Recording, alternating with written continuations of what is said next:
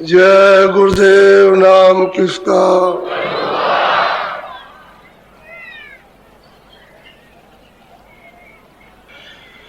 गुरु का ध्यान कर प्यारे,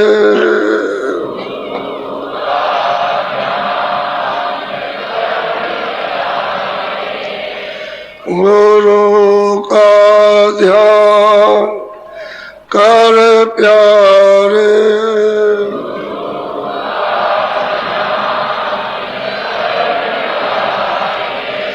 बिना इसके नहीं छूटना,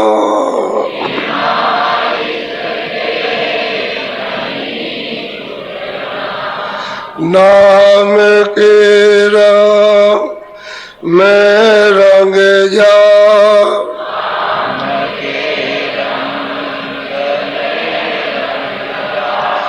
मिले तो धाम निज अपना,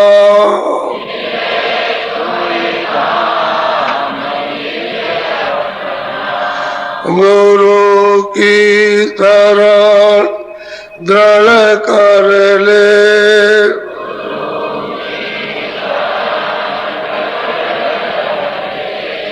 बिना इस काज नहीं करना,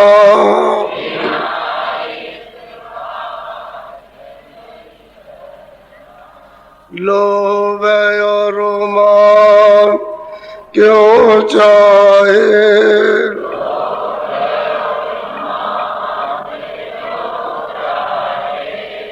पड़ेगा फिर तुझे देना,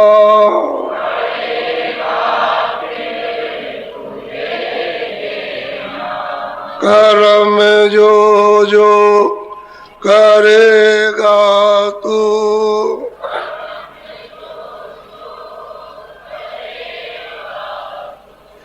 वही फिर भोग ना वरना,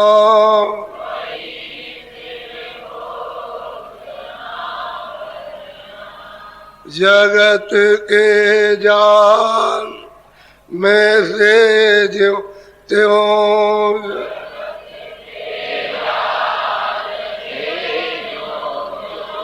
हटो मर्दान की करना,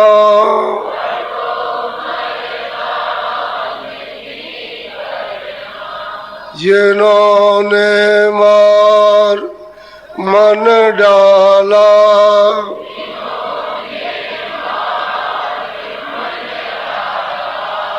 उन्हीं को तू माँ कहना,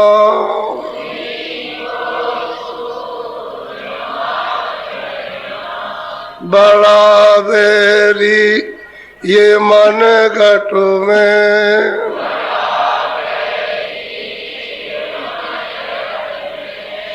इसी का जीत ना कटना,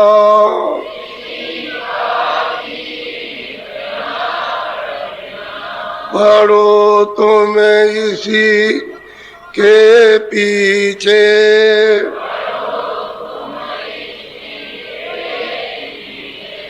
और सब ही यतन तजना,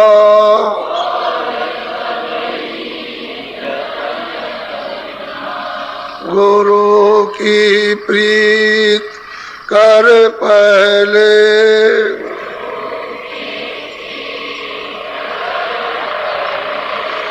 और घट सब को सुनना,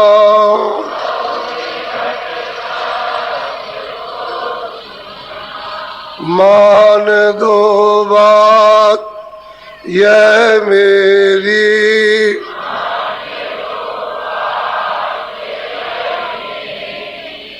करे मत और कुछ जतना,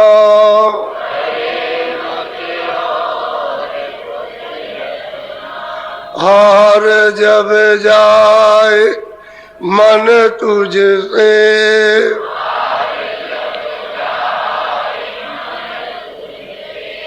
चढ़ा दे शोर को गगना,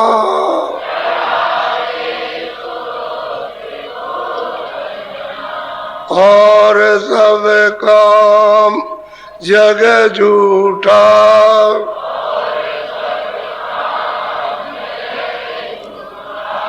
त्याग दे इसी को गहना,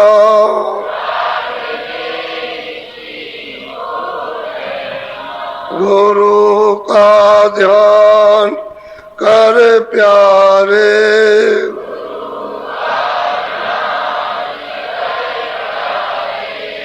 बिना इसके नहीं छूटना।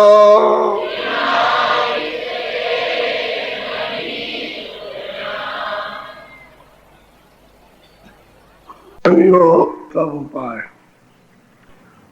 इसलिए आपको करने हैं कि आप इस संसार में भारी उपाधि, भारी झंझट में घेरे में फंस गए हो, बिना किसी को साथ लिए ये घेरा तुम्हारा टूटेगा नहीं, इससे निकल नहीं सकते हो। इसलिए सब उपाय करते, और उपाय वहां से किए जाए जो रास्ता जानता हो, वो उसके उपाय यहाँ से निकलने के हमको बता दे। तभी तो कहते हैं कि भाई चित्त से चेत करके सत्संग सुनो। इसमें प्रार्थना करते रहो, समझते रहो कि सब मंत्र दिए, कुछ छोड़ा नहीं है। छोटी चीज में सब चीज आ गई, और उसको सुनो भी, और उसको समझो भी, और चेतो भी, और उसमें से सब उपाय आपने जो काम के उनको पकड़ लो, बाकी को थोड़ा छोड़ दो। झंझट तो भारी है ही, जहाँ तुम फंसे पड़े हो, इससे निकलना छोटी छोटी चीज तुम्हारे हाथ से नहीं छूटती है। तो ये बड़ी चीज पकड़ रखी है, तो वो कैसे, जिसका कोई मूल्य नहीं वो भी पकड़े हुए, मिट्टी हाथ में पकड़े हो और उसकी कोई कीमत नहीं है, लेकिन उसको भी नहीं छोड़ते। बाकी कैसे छोड़ दोगे? तो भारी मतलब इतना प्रगाढ़ मोह, इतना मोह जाल फैला,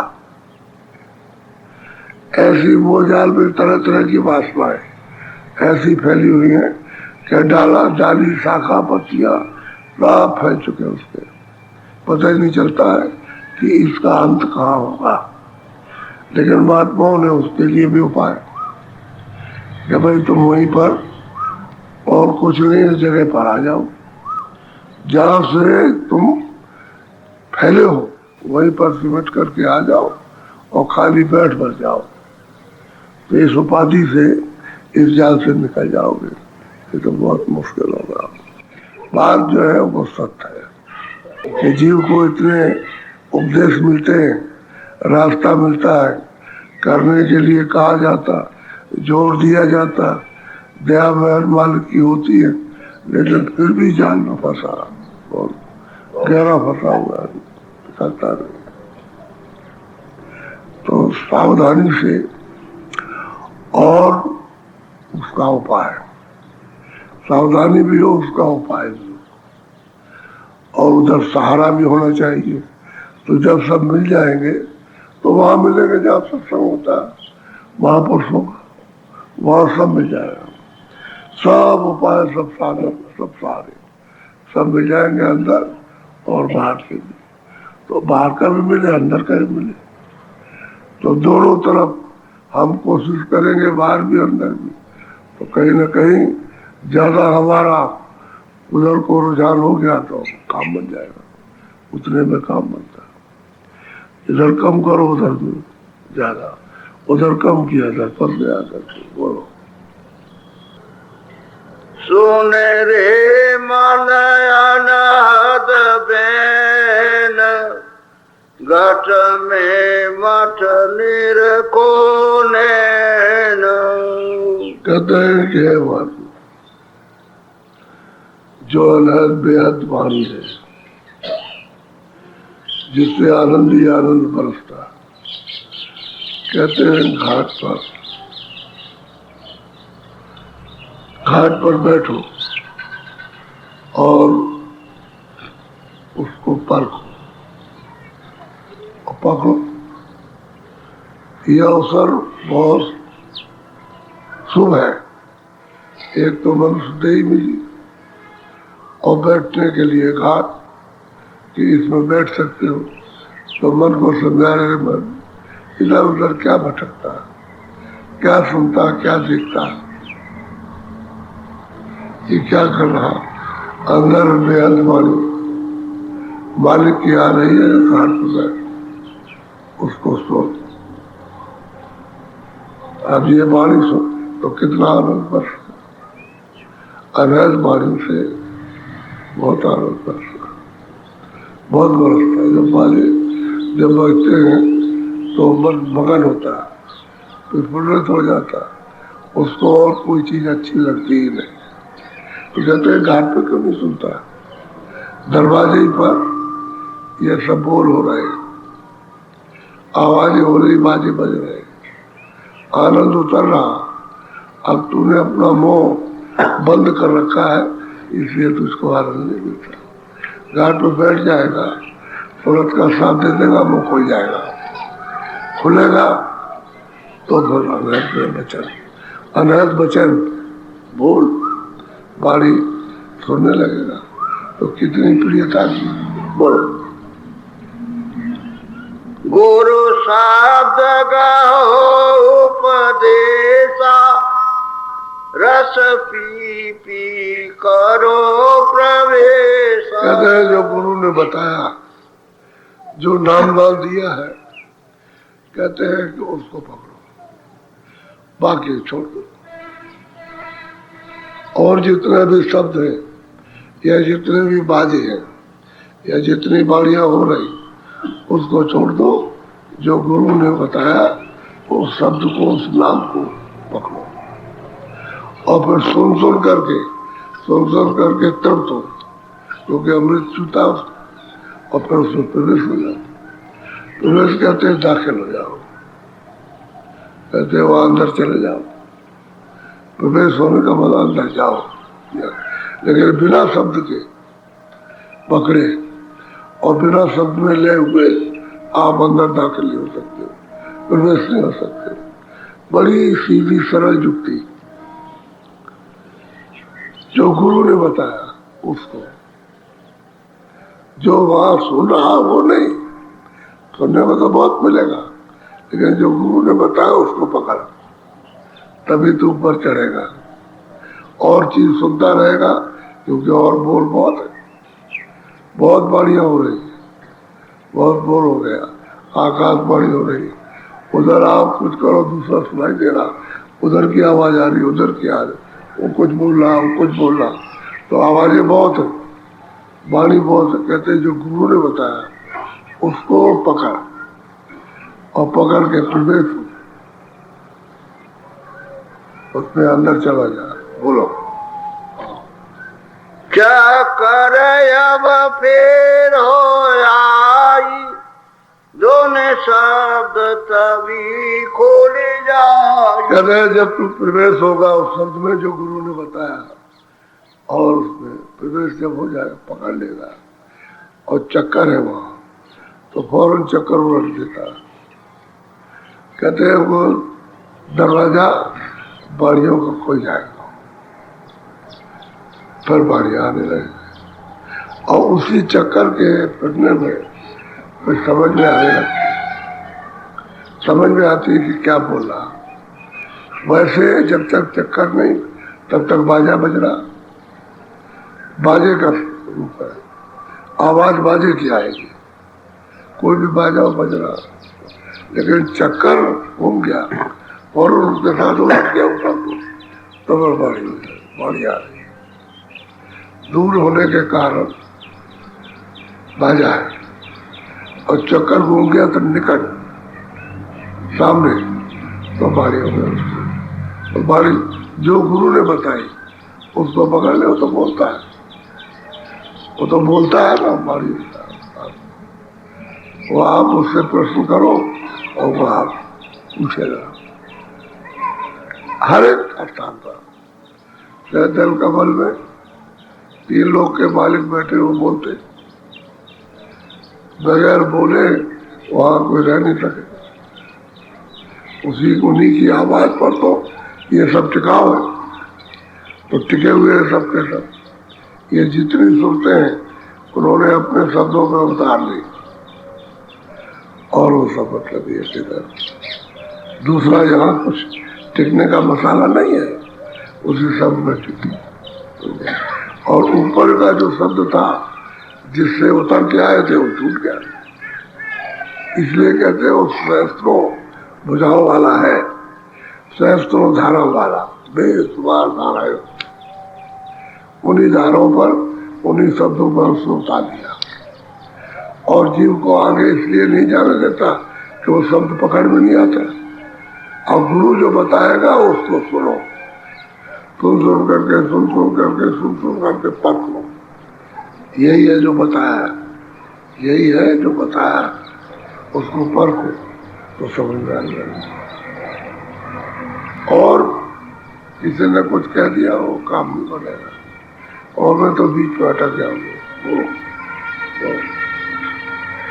बिन नाम नहीं गति पाई, सतगुरु यूं कहे बुझाई। कहते हैं बगैर नाम के अपने घर में किसी ने कोई नहीं पहुंचा।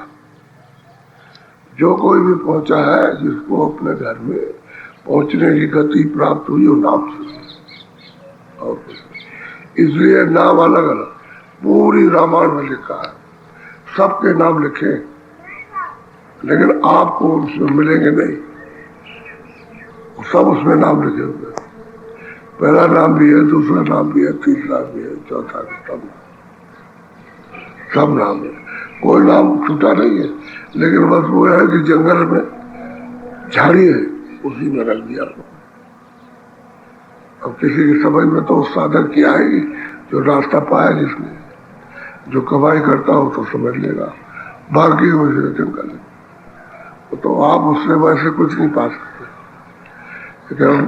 सब नाम है उधर, कोई नाम बाकी नहीं है और कोई स्थान बाकी नहीं, सब उसी में है। अब वो कहते हैं निर्गुण कहे मान, निर्गुण ईश्वर से कहते हैं नाम प्रभाव अपार, कहो नाम पर राम से और निज विचार अनुसार। राम से भी नाम बड़ा, सहजल कमल में जो विराजमान ईश्वर है उनसे भी बड़ा, और ब्रह्म से भी बड़ा, और पार ब्रह्म से भी बड़ा, और महाकाल पुरुष से भी बड़ा, और तो नाम सबसे बड़ा। और कहते हैं हम किसी में विचारधारा नहीं लेते, हमने खुद अनुभव किया, कहते हम खुद बताते हैं। और नाम बिना गति में घर में कोई नहीं पहुंचेगा, नाम को पा जाएगा तो पहुंचेगा। तो गुरु ने जो नाम बताया उसको पकड़ो, बाकी छोड़ दो, सब छूट जाएगा। एक को एक पकड़ोगे, एक मंजिल पे पहुंचोगे तो ये सब छूटता चला जाएगा, और जो बताया वो मिलता जाएगा। उसी को पकड़ने की जरूरत है। पहले सुन लो, जितनी आवाजें आती है सबको सुनो, ताकि उसको आपको जानकारी हो कि आवाजें बहुत तरह तरह के बोल, बाड़ियाँ तरह तरह की हैं, तरह तरह के बाजे। अब उनको सुन लो, लेकिन अब वो जब सुनने लगे तो उसमें से छांटो कि जो बताया गया उसी के बीच में है, तभी आप ऊपर जाओगे। उसको नहीं चाटोगे, उसमें नाम में रत नहीं होगे, लय नहीं होगे तो ऊपर खिंचाव नहीं होगा। बाकी और आवाजों पे टिके रहोगे तो उतार है, बिल्कुल अब टीला है, बिल्कुल एकदम नीचे ऊपर चढ़ ही नहीं सकते। और जब नाम मिल जाएगा तो चढ़ाई होगी, उसमें कशिश है, आकर्षण, वो खींचता आपकी तरफ। बोलो सत्संग अब करो बनाई, गुरु गो आने शरणाई। तो ये कि सत्संग करो, अच्छी तरह से समझ करके जो सत्संग मिले उसको खूब करो। और कहते हैं फिर उसका सार निचोड़िए कि शरण ले लो, शरण कि तुम उनके हो जाओ। अच्छा बुरा भरा जो कुछ भी है उनके शरण हो जाओ और कुछ अपने पास रखो मत। भली से भली चीज उसको भी दो और खराब से खराब उसको भी दे दो, तभी तुम्हारा हृदय निष्कपट होगा, तो उसका कुछ जमा नहीं होगा। कपटी रहोगे तो तुम्हारा मन फरे भी रहेगा। वो करे तो कहते शरण ले लो, तुम उनके हो जाओ, तुम अपना बना लो तो काम जल्दी बन जाएगा। सत्संग खूब अच्छी तरह से करो, समझ करके अच्छी तरह से, और सत्संग की रहनी में रहो। जो सत्संग सिखाया उसी रहनी में रहो, रहनी और गहनी, यही सत्संग की खास चीज है। बोलो। जग भोग रोग सम जानो, धन माल कहते हैं कि भाई जग में जो कुछ भी है ये वास्तव में सब रोग है, उसी रोग में फंसे और जिसकी तुम चाह करते हो धन माल की चीजें पे जाओ। अब ये क्या है? अरे इसकी छोड़ो ना, इसको पकड़े हुए अच्छा किसके पास रहा? तुमने कहे बड़े धनवान आए, बड़े राजा आए, बड़े बादशाह आए, चक्रवर्ती, बड़े धनीमानी आए, आगे चले गए ना सब छोड़ के। कभी कभी हम कहते हैं सतयुग में जो सोना चांदी था वो कहीं गल तो नहीं गया, हीरे जवाहरात कोई पाने तो नहीं हो गए। सतयुग के फिर आया त्रेता, तो उसके इतने राजा हुए, इतनी प्रजा हुई, उन्होंने मतलब ये हीरे जवाहरात सोने चांदी से कम लिया, तो वो कोई गल तो नहीं गया, मैं गल गया हूँ। अब सोचते हुए गल गया होगा। फिर द्वापर आया, द्वापर बहुत राजा हुए, क्योंकि द्वापर का समय तो बड़ा लंबा, तो उसमें बहुत हो गए और वो भी धनी मानी, वो बड़े बड़े नाम उनके सुने। अब आ गया कलयुग, तो मतलब ये कलयुग, अब इसमें भी बहुत राजा हो गए।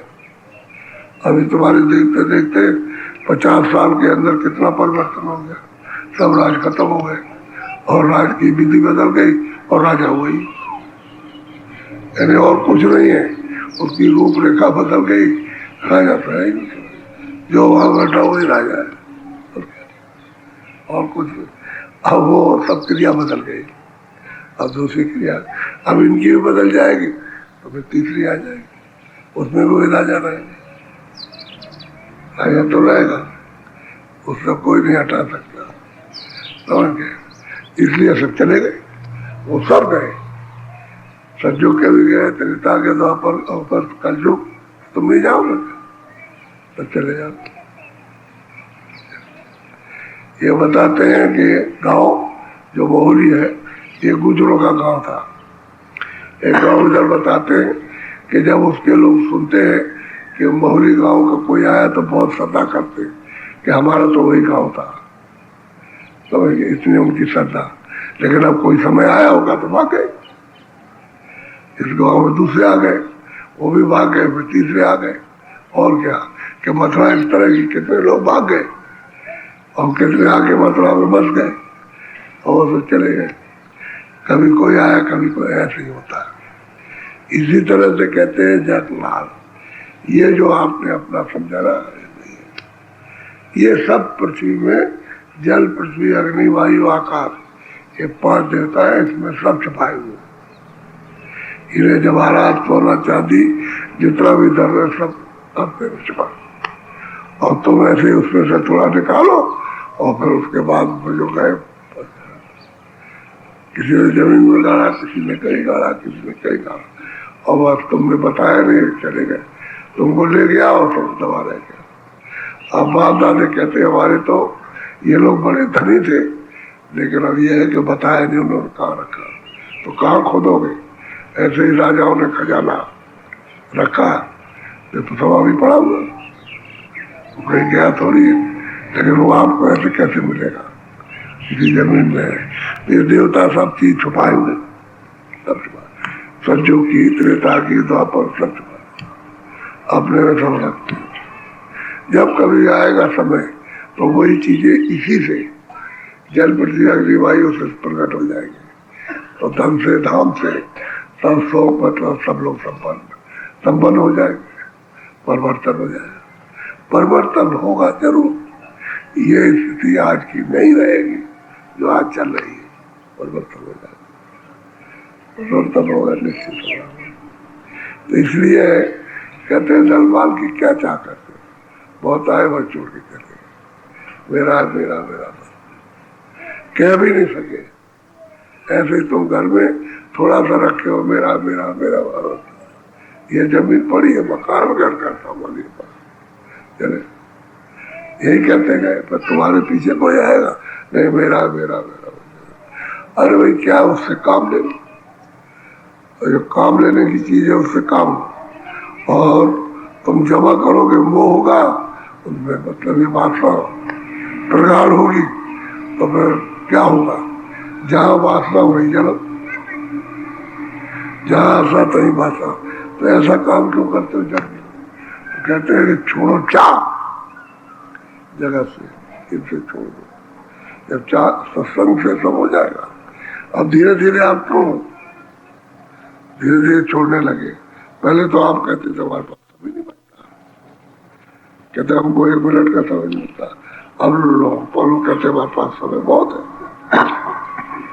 तभी तो लोग आते जाते, कोई 2 दिन, कोई 4 दिन, कोई 10 दिन, कोई 15 दिन रहा। अब सत्संग सुन के चल अब मिलने लगा था, पहले फंसे पड़े थे। तो सत्संग में जो आपने चेत करके सुना उन्होंने जगा लिया। अब सत्संग की कदर समय की होने लगी और उससे चाह कम होने लगी। बोलो। भव सागर पाट पारा सब डूबे उसकी धारा। अब यह है कि भव सागर का जो क्षेत्र है वो तो अपार है। पहले तो आप इसी को नहीं समझ सकोगे जिसमें तुम बैठे हो मनुष्य शरीर में कि भाई कहाँ तक भवसागर है। तो बाकी और जो लोग हैं जैसे स्वर्ग या बैकुंठ, उसको आप कैसे जानो? वो भी तो उसी के अंदर है, उसी के अंदर है। अब यह है कि यहाँ दुख है, इसके ऊपर जाओ तो वहाँ दुख नहीं है, सुख है। लेकिन वो भी तो फिर आने का है कि तुमने जो कुछ भी बोया है अच्छा बोया, चलो तुम आराम कर लो, वहां तो हो गया आराम। जैसे गर्मी बहुत पड़ रही है, बहुत लोग व्याकुल हो रहे, लू लग रही, लू लग रही, बर्दाश्त नहीं होता तो कहते हैं अच्छा चलो पहाड़ों में चले गए, तो पहाड़ों में ठंडी है, ऐसे समझ लो पहाड़ है। ये शरीर ये दुख है, रात दिन चिल्लाते हो तो बीमारी है, कभी किधर कभी किधर, कभी दर्द है, सब होता। चलो अच्छा तो ठीक है, तुमने अच्छा काम किया, चलो पहाड़ पे चलो। तो स्वर्ग पहाड़ है, वहाँ ठंडक है, वहाँ कोई तकलीफ नहीं, कोई काम नहीं है, बिल्कुल विराम रहोगे। कोई दफ्तर नहीं, कोई खेती नहीं है, खाना नहीं है, इकट्ठा नहीं करना, कोई ये नहीं है, पूर्व नहीं है, बात कोई दवा नहीं खाना, अब वहाँ आराम से रहे। और फिर जब वो तुमने आराम कर लिया तो कहा चलो, तो फिर यहाँ ले आए, तो यहाँ आपका जन्म हो गया, फिर फंस गए। तो कहते हैं बहुत सागर का जो लंबा मैदान, पाट कहते लंबे मैदान को कहते हैं वो अपार है। अब ये जो है स्वर्ग में कुंड तो 14 लोक है, 14 भवन है। अब ये बहुत बड़े बड़े हैं। तो अब इसके उस एक लोक की इसकी क्या उस पर व्याख्या होगी, इसके क्या लिया, ये तो बहुत छोटा है। ये तो फिर उसके ऊपर तो बड़े बड़े लोग हैं, जो एक ही लोक में कितने लोग समाये हुए हैं। तो कहते हैं कि बड़ा लंबा चौड़ा मैदान है और वह तब जा करके तो जीव क्या करेगा बेचारा, बता दो। अब मान लो ईश्वर के लोक में जाओ तो उससे और भी अच्छा, वहाँ और भी ठट्ठा और भी आनंद, वहाँ मतलब ये है और भी शक्ति है और ज्ञान है, असली चीज ये है। लेकिन वो भी तो आने का स्थान है कि चलो तुमने को आराम किया, तुमने 500 बरस 1000 बरस, चलो नीचे अब चलो, अब तुम्हारा जो किया था पुण्य खत्म हो गया, चल नहीं। तो फिर यहाँ गए तो कहते हैं कि भाई भवसागर का मैदान बहुत क्षेत्रफल लंबा, तो आ जाओगे फिर उसी में जाओगे, फिर 84 जाओगे, फिर नरकों में चले जाओ। कहते अपार है, बिना महात्माओं के किनारा नहीं मिलेगा। वो तो जो मल्लाह उसको जानता है कि डूब करके देखे आया कि कितना लंबा चौड़ा और कितना गहरा है, वही पार करेगा, और कोई नहीं कर सकता। बोलो।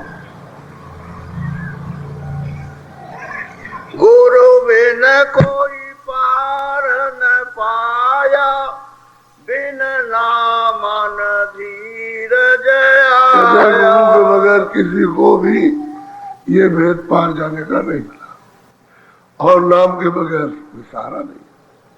नाम ही सुरतों का सहारा, वो जब मिलेगा तो एक आधार मिल जाएगा, सहारा मिल जाएगा, उसी से वापस जाएगा, और कोई रास्ता नहीं। तो गुरु और नाम, गुरु क्या देता है? नाम देता है। जिस घाट पर सूरत बैठी है वहीं पर नाम आ रहा, उसका भेद और उसकी जुक्ति वो बता करके साथ जोड़ता, तो नाम उसका आधार है, सहारा है, पकड़ लेगा तब जाएगा। और नाम नहीं मिलेगा तो कोई नहीं जा सकता, तभी पड़े रहेंगे जन्मो और मरो, जन्मो मरो, ये हो ही रहा। जन्मो मरो, तुम्हारी किसको फिक्र है? तो चाहे मरो, कुछ भी करो, कुछ नहीं। तो अपने अपने लोभ में सब भूले हुए हैं, तो अपनी अपनी लोभ की पूर्ति कर रहे हैं, तो अभी मर जाओ, लेकिन सब हमको दे दो, सब मर जाओ, वही है संसार। बोलो। अब सूरत संभालो आई, जो शब्द हाथ लगे भाई सूरत को संभालो, कि घाट पर इसको बैठाओ और जो ऊपर से शब्द आ रहा है उसको ध्यान देके पकड़ लो शब्द। जो गुरु ने वेद बताया है उस शब्द को घाट पर बैठ के पकड़ो, इसलिए तो ध्यान कराया जाता है और भजन कराया जाएगा, तुम्हारे पकड़ में आया। अब इसमें कई एक ने पकड़ लिया, अब तुमको कौन बताएगा? वो कहेगा अपनी अमूल्य चीज आप खोएगा बर्बाद, किसी को क्या बताए कौन क्या, स्त्री क्या पुरुष क्या, किसी को नहीं। तो कहते हैं कि अगर आ गया हाथ में, तुमने सूरत ने पकड़ लिया, लेकिन संभालो घाट पर। जहाँ सूरत बैठी है सो रही है, चेत है उसको। अब गुरु ने बताया कि भाई तुम कैसे जगेगी, कि काम से सो के, काम से तो कभी काम लिया नहीं, तो काम से अगर काम लोगे सूरत के तो ऊपर की आवाज सुनोगे, उसकी आंख से काम लोगे तो सामने देखोगे, उसके नाक से काम लोगे तो फिर अंदर में जब इनके साथ तो सुगंधी आएगी, तो वो तो कभी काम आपने किया नहीं। ये तो इंद्रियों का काम, बाहर का बाहरिंग करते रहे, इसलिए यहाँ कुछ मिला। यहाँ सब इंद्रिया सूखी है, चाहे कुछ खिलाओ, चाहे कुछ दिखाओ, चाहे कुछ करो, सूखी सूखी, उसमें कुछ है नहीं, सूखी रहेगी। और ऊपर की जो नाम की ठंडक है वही तुमको क्षणिक आनंद का आभास कराती है कि भाई आनंद होना था, थोड़ा सा चला। बोलो। मन इंद्री तन भर माई, दुख सुख में गए भूला। कहते हैं कि भाई मन इंद्रियों के दरवाजों पर बैठा है, इसके दुख और सुख में यानी संकल्प विकल्प में पड़ा हुआ, इसीलिए तुम भूल गए, तुमको नाम नहीं मिला, न वो महापुरुष मिले, न तुमने उनकी खोज की। और जब उनके पास जाते तो जो असली चीज है वो तुमको मिलती, आप गए नहीं उनके पास। आप तो मन के चक्कर में इंद्रियों के घाट पर बस रहे, वही सब करते हैं रात दिन से ही लगे। बोलो। करता की बूझन आई, अब सोच करो तुम मन। कहते हैं कि जो करता है, जितने ये सब कुछ बनाया, हमको जितने पैदा किया, काल को महाकाल को जितने पैदा किया, ये तमाम सृष्टियों को बनाया, उसकी तो कभी आपने खोज कभी किसी से पूछा ही नहीं को कहाँ है। अब भाई कहीं पूछते कि भाई करता कहाँ है, इन सबको बनाने वाला तो जानने वाला बताता, तो जानने वाले माँ उनसे आप पास पहुंचे नहीं। आखिर ये बनाया तो किसी को, लेकिन जहाँ पहुंच करके न उसका न अपने का कुछ पता ही नहीं रहे, वो एक ही रूप में हो जाए वही तो करता है। और जहाँ बोध रहेगा मेरे तेरे का, वो करता कोई नहीं है। तो सैंदल कमल में बोध, अरे सैंदल कमल में वहां जाओ तो एक दूसरे की पहचान, ऊपर जाओ तो पहचान, लेकिन जब अपने घर में पहुंच जाओगे डूब जाओ, उसी का रूप हो जाओ। तो जब रूप ही हो गया तो कौन करेगा, एक ही रूप हो गया। अब उसमें बोध किसका रहेगा, वो तो एक रूप है। बोध तो वहां होगा जहाँ दो होंगे, वो अलग होगा आप अलग होगा, तब तो होगा। जब एक ही हो गया तो क्या होगा। इसलिए गोस्वामी महाराज कहते हैं कि जब मैंने मालिक को अनामी पुरुष को प्राप्त कर लिया तो मैं और ये एक, यानी वो अनामी पुरुष और मैं, इसमें उसमें कुछ फर्क नहीं, साफ साफ करते क्या एक है, एक ही है, दो नहीं है, वही हो गया। बोलो। हो कर जन्म बिताई करता की बूझन आई। कहते हैं कि भाई बस ये इसी घमंड में अहंकार में चूर रहे और गरजते बरसते रहे ये सब। और कभी ये नहीं पूछा कि भाई आखिर ये है क्या, संसार क्या है, हम क्या है, समझिए ये क्या है, ये क्या। अगर पूछते पूछते, पूछने का मतलब पूछना, तो कोई बताने वाला मिल जाता, तब तो तुमको हो नहीं करते, नहीं सबके ऊपर बरसते रहते क्रोध में, क्रोध बरसता। लड़ाई तो तुम्हारी अपने से, दूसरे से थोड़ी है। इंद्रियों से, मन से, काम है, क्रोध है, लोभ है, सब मुझसे बड़े हुए लड़ते एक दूसरे से, वही पर लड़ाई होती है। तो ये रात को सो तो लड़ो, दिन में अकेले रहो तो लड़ो, और सामने आ जाओ तो लड़ाई, वह युद्ध होता रहता, बस जन्म गवा दिया इसी। कभी भी जरा भी तुमको विराम नहीं मिला इसी ऊपर से। और जो करने धरने वाला था, जो सबका सृजन, उसकी खोज नहीं की, पता ही नहीं लगा। अब पता लगा कि मालिक यहाँ से कितनी दूर है, बहुत उसका रास्ता जाने का उसके पास हो, तो बीच में और भी लोग बैठे ऐसे कितने राज्य।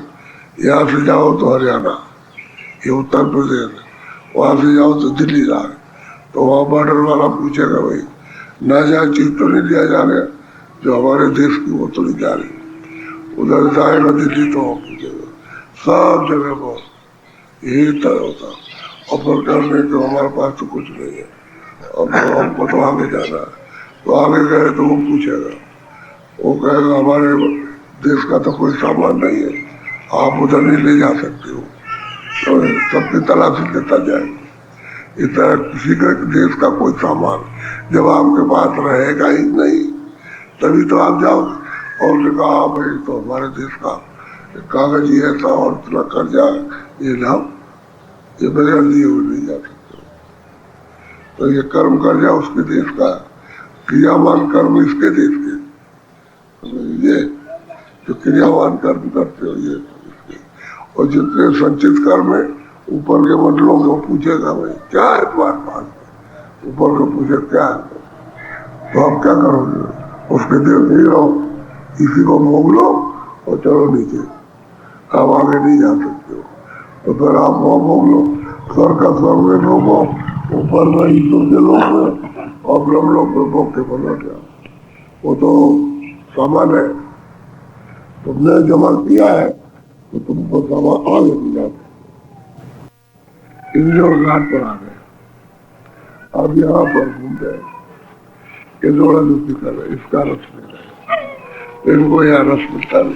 कहते हैं तो अपनी जगह आ जाओ, घाट पर जहाँ तुम बैठे थे वही आ जाओ, तब फिर जब तुम्हारा निज मन होगा तो पिंडी मन छूट जाएगा हड्डी पर,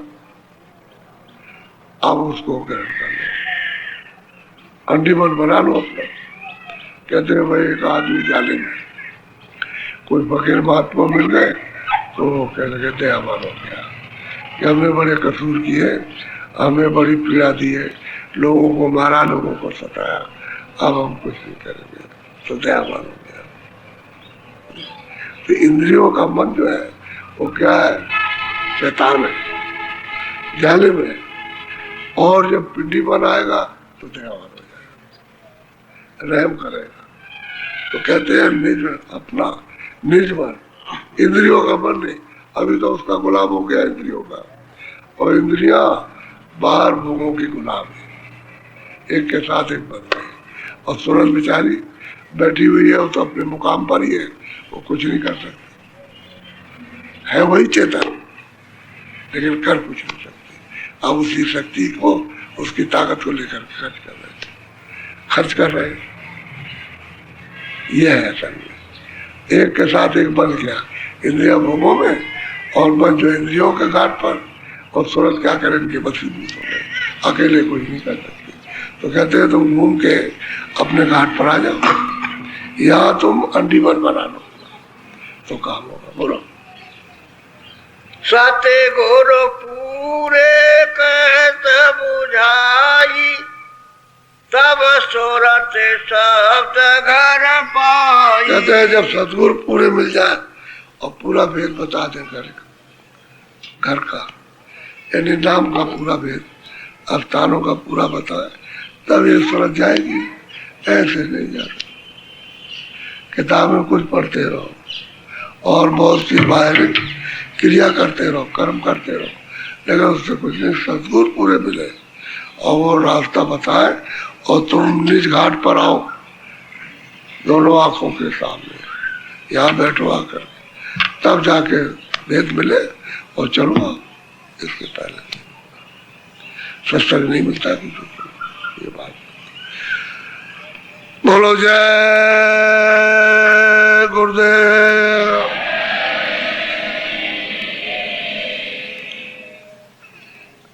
देखो मोटी बात को सुन लो, ये जो शरीर है ये क्या है, अन्नमय कोष, ये अन्न का मकान है। अन्न नहीं मिलेगा तो नहीं रहेगा, छूट जाएगा। आप कोई चीज मत लो, अन्न का मतलब बाहर की कोई चीज मत खाओ तो ये खत्म हो जाएगा। तो ये प्राण जो है अन्नमय है, इसको अगर आप अन्न नहीं खाओगे तो अन्न है। अपने अपने युग में सतयुग था तो प्राण कुछ मत खाइए, 10-10 हजार बरस तक लोग तपस्या करते रहे, कोई चीज नहीं खाते थे। किसका हाल करते थे, हवा का, ये जो हवा वायु चलती है उसका हाल करते उससे। तो सतयुग में तो प्राण थे हड्डी में, कि जब तक हड्डी रहेगी तब तक रहेगी, इसलिए तो लाख बरस की उम्र थी। हड्डी में प्राण है, कुछ मत खाइए, हड्डी जब तक रहेगी तब तक प्राण रहेगा। अलग अलग युग का अलग अलग। फिर त्रेता आया, द्वापर आया, और कलयुग अन्नमय। कलयुग में आने नहीं खाओगे तो छूट जाएगा। इसलिए वो कहानी कहते हैं ना, अब ये क्या हो रहा, कूदा खा दिया, अब देखो आग लग गई, अनाज जल गया, खेतों में आग लग गई, सब फूक गया। मंत्री देख रहे, भाषण हो रहा है कि हमने मदद कर दी। अब ये तो वो लोग बताते जो आते, उससे पूछा कि भाई मदद, कह रहे कोई मदद नहीं। अब किसकी बात सही है, वो जो भुक्तभोगी है जिसके ऊपर आ गए उसको कोई मदद नहीं। आप सब कह रहे हो हमने सब मदद कर दी, सब कर दिया, तो बस ये है कि वो अन्न नहीं है। अन्न ही कूदे, अन्न ही नाचे, अन्न ही गाली दे और अन्न ही करे, और अन्न बड़े बड़े से लड़ जाए कि लड़ो चलो, अन्न मिलेगा तो अन्न नहीं मिला तो कोई नहीं। और जो साधु वगैरह जो करते हैं तब इसका वान, रोटी मिलेगी अन्न मिलेगा, तो तपस्या होगी नहीं। ये कहा नहीं कि भूखे भजन हो न को पाला, ले लो अपनी कटी वाला, हमको नहीं कर रहा, हमको तो रोटी चाहिए, रोटी मिलेगी तो आपको भजन करें। तो अन्नमयी कोष है, ये शरीर अन्नमयी है, अन्न मिलेगा तो चलेगा। इसलिए कहते हैं संयम से रहो, जितनी जरूरत है हजम हो जाओ तो खाओ। हम ये कब मना करते हैं? अच्छा ज्यादा खाओगे और तरह तरह की चीजें ज्यादा खाओगे तो शरीर में विकार पैदा हो जाए, क्योंकि वो रस तो ले नहीं सकेगा। जितनी जरूरत है ले लिया और बाकी भरो, तुम भरते जाओगे तो बीमारी फैल जाएगी।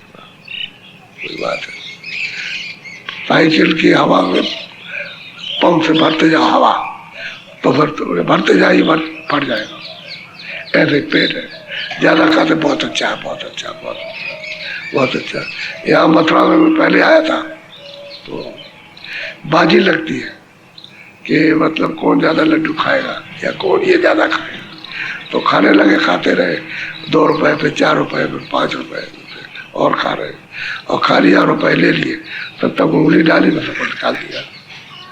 नहीं वो तो हाजिर रह नहीं सकता, उसको निकाल दे, जैसा करते हैं सब निकल जाता है, सब बाहर आता है क्या में।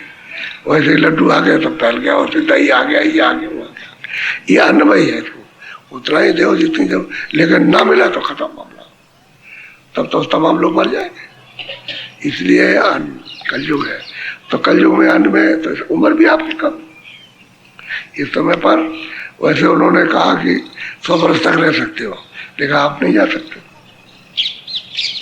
त्रेता में, सज्जों में 1 लाख वर्ष, त्रेता में 10,000 वर्ष की आयु थी इस आदमी की जो बैठा है, और द्वापर में 1000 और कलयुग 100 वर्ष की आयु। ये 4 युगों के अलग अलग समझिए मनुष्य की आयु है। अब यह है कि उसका युग जो अलग था, त्रेता का युग अलग, द्वापर का, आपका युग का युग आ गया। अब लेकिन कलयुग सब युग और नहीं, तीनों युग इसके सामने कुछ नहीं है। इसलिए कि महापुरुषों ने रास्ता खोल दिया मालिक से मिलने का, तो यह सरल युग आ गया, उस मालिक को पाने के लिए रास्ता गया। तो अभी हमने देखा, कल सत्संग करने के बाद इधर चले गए, करीब 5-6 और 5-7 किलोमीटर आगे चले गए, तो वो सब गल्ला पड़ा हुआ उनका, खेतों में पड़ा, बारिश आ जाए या जाए। और हम तो किसी तरह से आपके सामने लगे हुए कि तमाम लोग आते हैं। अब ये भी एक परिवार है, अब तुम्हारे घर में 2-3-4 बच्चे, समझ गया, अब ये परिवार है, तो बच्चे यही समझ के, तो और क्या। भाई तुम्हारे इतने, वो गंधारी थी उसके 101 थे, लड़के बैठ जाए तो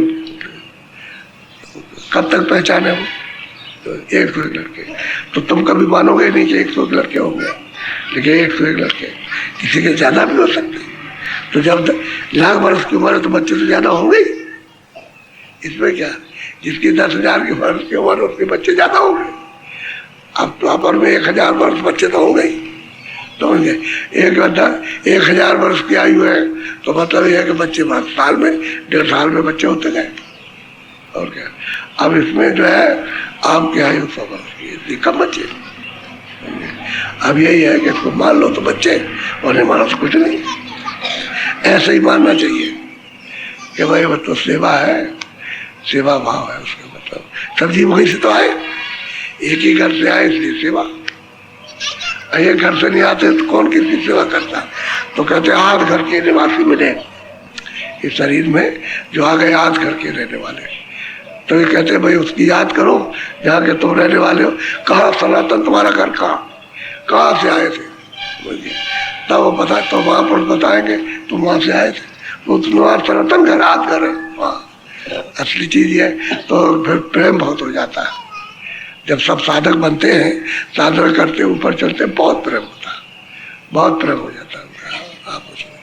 और यहाँ अलग अलग इनके तुम्हारे सब विचार भाव कर्म सब अलग हो गए, तो किसी से कोई मेल खाता ही नहीं।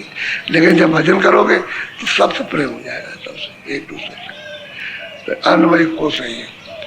तो आप देखते जाए, गल्ला पड़ा हुआ है, तो जल्दी जल्दी निकलवाना चाहते हैं कि सत्संगी बहुत आते हैं, अब उनके लिए चाहिए तो क्यों खराब किया जाए।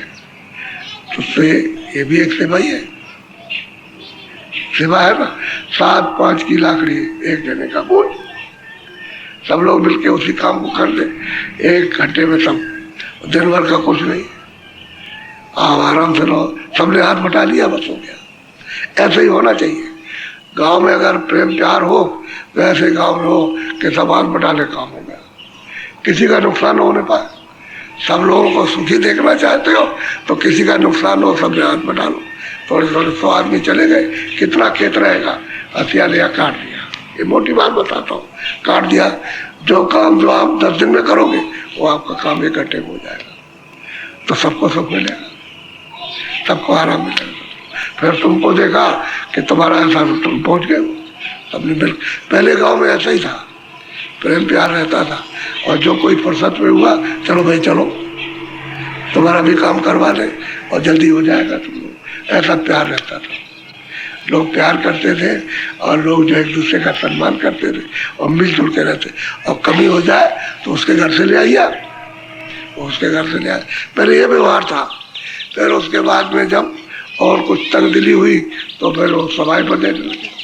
सवाई तो अभी तक चलता है, घर में जाइए, अच्छा हम फसल बढ़ाएगा, हम सवाई दे देंगे, हमको 1 मन दे दो, 2 मन दे दो, दे दिया, वो सवाई पर ले लिया, 1 मन का 1.25 मन। ये अभी देहातों में चल रहा, अभी लोग ले आते। तो ये था, पहले तो फ्री था, लेकिन अभी ये हो गया। अपने अपने वक्त का समय का चलन है, जो सुविधा निकाल लो उसकी। जब तंग दिल होने लगे, जब फर्क पड़ने लगा हृदय में, तो ये बात आने लगी, नहीं पहले ये नहीं थी। नहीं तो ब्याज लेना बहुत खराब है, किसी चीज पर भी ब्याज लीजिए, बहुत ही खराब ब्याज। लेकिन अब क्या करें, अब वक्त समय का ऐसा, अब वो चलन हो गया इस तरह का। ये पहले नहीं लेते, हम लोगों के सामने तो लोग डरते थे ना, किसी से कर्जा लेना और ब्याज लेना। आप तो मतलब क्या, ढूंढा पीट करके, हम ट्रैक्टर ले आए, हम इंजन ले आए, हमने ये बनवा लिया, हमने बनवा दिया ये, और उसके बाद लेकिन गहराई से सोचो कि वो कर्जदार हो गया और ज्यादा नहीं कर सकता, हो गया। पहले तो डरते थे, आप पीछे रोते हमारा ये चला गया, हमारा ये चला गया, आपको। और खेती भी गई और मतलब जाने वाली है, बस ये रोते। तो बहुत सोच समझ करके चलना चाहिए। अब समय की बात है, तो ये शरीर है 98 कोष, इसलिए हम कहते हैं चलो प्रेमियों जरा सा उसको करवा लो, थोड़ा सेवा हो जाएगी, अच्छा रहेगा, सबके काम आएगा। तैयार आकर तैयार रहना चाहिए हमेशा। सोचते नहीं ऐसे काम है तो कभी सोच नहीं, क्योंकि पता नहीं उसमें बटोरते रहो, उसी में क्या हीरा। अरे हीरा अमोलक होता, ये मिट्टी वाला हीरा वो कड़ा वाला नहीं है, वो आत्म हीरा, वो मिल जाएगा, ऐसे मिलता है, ऐसे तो मिलता है। और क्या, सबको चाहो, सबसे प्यार करो, सबसे करो। अच्छा महात्मा किसी से दुश्मनी करते, सबसे प्यार कर, लेकिन तुम दुश्मनी करते। क्यों दुश्मनी? तुम्हारा मन दुश्मन है, तुम काम क्रोध से खुद ही लड़ रहे हो, उससे तो कोई लड़ाई नहीं, तुम अपने मन से लड़ रहे हो, अपने विकारों से लड़ रहे हो, तुमसे कोई लड़ाई। बोलो जय गुरुदेव। अच्छा भजन बैठ जाओ।